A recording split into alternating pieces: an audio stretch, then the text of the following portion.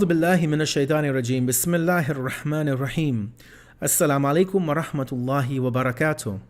And welcome back to Living the Quran through the Living Quran, where we have been reviewing and trying to better understand chapter number 56, Surah al-Waqiyah. In our previous discussion, we looked at the theme of barriers and impediments, and we focused on verses number 25 and 26.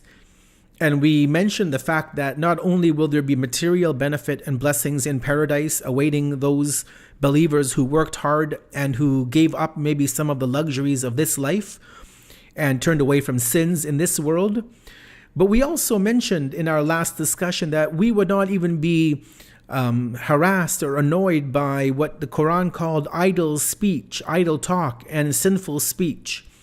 And we mentioned the fact that all we would hear, the only sound we can say that we would hear in paradise would be good words, and that is the word of peace, of salam. Now, let us continue and to see what has been mentioned in the commentary. And we see that Sheikh Mohsin Karati, when he gets up to this point in the commentary of these two verses, he then goes on to mention and enumerate that those people who have or will be entering into paradise, that they will be given the greeting of peace, of salam, from multiple angles, multiple avenues. This word will really permeate their entire journey into paradise. So first off, he says that not only will peace come from God, but he says that at the very first level, the other people of paradise, what the Quran refers to as Ashabul Yamin, that they will actually convey the greetings of peace upon those who are entering into paradise.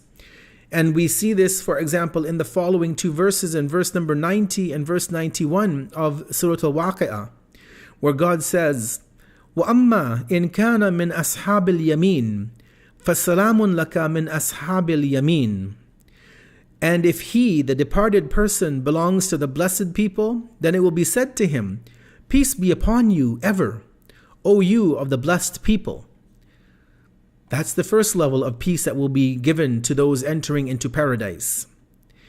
At the second level, what we see in the Quran, in chapter number 7, Surah al-A'raf, verse number 46, is that from the people who are considered as the people of the A'raf, of the elevated places, they will also receive the greeting of salam. And God says in this verse, وَعَلَى الْأَعْرَافِ رِجَالٌ يَعْرِفُونَ كُلًّا بِسِيمَاهُمْ وَنَادَوْا أَصْحَابَ الْجَنَّةِ أَنْ سَلَامٌ عَلَيْكُمْ لَمْ يَدْخُلُهَا وَهُمْ يَتْمَعُونَ. The translation reads, and on the elevated places there shall be men who will recognize everyone by his appearance, and they shall call out to the most prospective inmates of paradise, peace be upon you, salamun alaykum. These, the prospective inmates of paradise, will not have yet entered therein, though they will be hoping for this entry to occur. At the third level, we see that it is the angels who will greet the people entering into paradise. And this is mentioned very clearly in chapter number 13, Surah Ra'ad, verses number 23 and 24.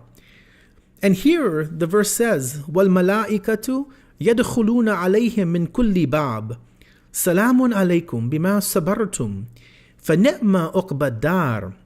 And the angels shall attend on them from every door, from every entrance, saying, peace be upon you forever, salamun alaykum, because you patiently persevered in virtues and guarding against sins while in the life of the world.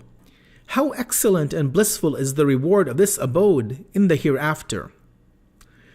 Now, last but not least is that God himself will convey his greetings of peace. And we see this in chapter number 36, Surah Yasin, in verse number 58, in which God says, Salamun qawlan min Rabbir Rahim, peace, a word from the merciful Lord. And so when we look at this collection of verses that we're reviewing today in Surah al-Waqiyah, verses 24 and 25, when we come across this phrase of the meaning of the phrase salaman salama, the commentators mention that this is either speech which is free of futility, it's not vain and worthless speech, or it could be speech which is accompanied by amenity and well-being. In either case, it is a way to allow us to enter into paradise, into those gates of the everlasting life of the world to come. Let us close with some takeaway messages that we can hopefully reflect and think upon and try to see how we can implement within our day-to-day lives to get to paradise. Point number 1 is that in paradise, there is nothing which will cause a person any kind of mental anguish.